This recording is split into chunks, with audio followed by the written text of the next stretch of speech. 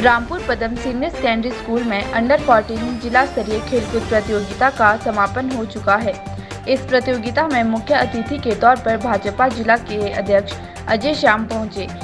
यहां पहुंचने पर उनका अध्यापक गणों ने स्वागत किया और इस दौरान अव्वल रहे छात्रों को अजय श्याम द्वारा सम्मानित किया गया।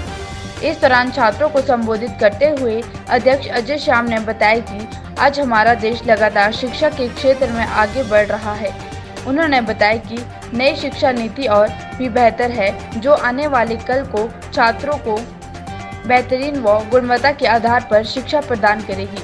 उन्होंने बताया कि आज हमें अन्य देशों से शिक्षा को किस तरह से बेहतर बनाना है, यह ज्ञान लेने की आवश्यकता नहीं है। उन्होंने बताया, हमारे देश में जो पूर्वजों से व प्राचीन काल से शिक्षा चलती आ रही है, हमें अपनी शिक्षा को ही बेहतर बनाने और उसे ही अपनाने की आवश्यकता है।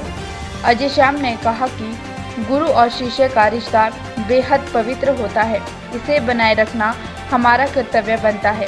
उन्होंने छात्रों को बताया कि अपने जीवन में अनुशासन बनाए व गुरु और शिष्य के रिश्ते को बनाए रखें। उन्होंने कहा कि उसमें जो है गृह त्यागी कहा गया है कि घर का त्याग करके वो सिर्फ और सिर्फ विद्यार्जन की तरफ अपना ध्यान दे, विद्यार्जन के माध्यम से निपुण बने, उत्तम चरित्र वाला व्यक्ति बने और उसके लिए वो पारिवारिक चीजों से बाहर निकले। तो गृह त्यागी होने के लिए जरूरी नहीं कि घर का ही त्याग करें, लेकिन जो मटेरियल चीजें हैं उन मटेरियल चीजों में ध्यान न देते हुए केवल और केवल किताबें उसके ध्यान में रहें, केवल और केवल नॉलेज उसके ध्यान में रहे। बारिश क्यों होती है, बादल कैसे उमड़ते हैं, गाड़ियां कैसे चलती है, सूर्य क्या है, ग्रह क्या है, ग्रह की स्थिति क्या है, हमारे आसपास होने वाली घटनाओं में मैं क्या सीख सकता हूं, ऐसा जिज्ञासु दिमाग विद्यार्थी का रहना चाहिए। उसमें यदि संलग्न रहेगा तो आनंद में रहेगा, नहीं तो मटेरियल चीजें उसके अंदर स्ट्रेस डालती है।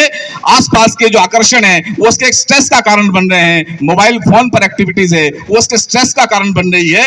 यदि इस उम्र में स्ट्रेस आ जाएगा तो निश्चित तौर पर आपका आगामी जीवन प्रभावित होगा।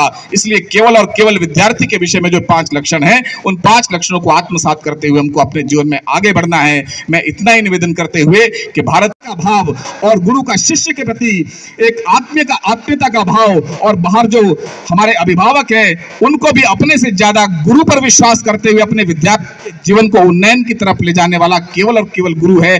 ऐसा जब विश्वास कायम होगा तो मुझे लगता है हमारा ये चिंतन जो है, हमारा ये जो शिक्षण पद्धति है ये और मजबूत होगी और हम आगे बढ़ेंगे, हमारे छात्र आगे बढ़ेंगे। इतनी बात कहते हुए आपने ये खेलकूद प्रतियोगिता यहाँ आयोजित करवाई और उसमें आपने कहा कि बहुत व्यापार के लोगों ने भी सहयोग किया, समाज के लोगों ने सहयोग किया और मैं तो देखता हूँ कि हमारे टीचर्स जो है वो अपनी जेब से भी पैसा खर्च करके, सरकार उतना बजट नहीं दे पाती है लेकिन वो अपनी जेब से भी पैसा खर्च करके ये बड़े बड़े मोमेंटोस का इंतजाम हमारे लिए करते हैं। तो ये हमारे ध्यान में आता है, उसके लिए आपके सहयोग का भी मैं धन्यवाद करता हूं।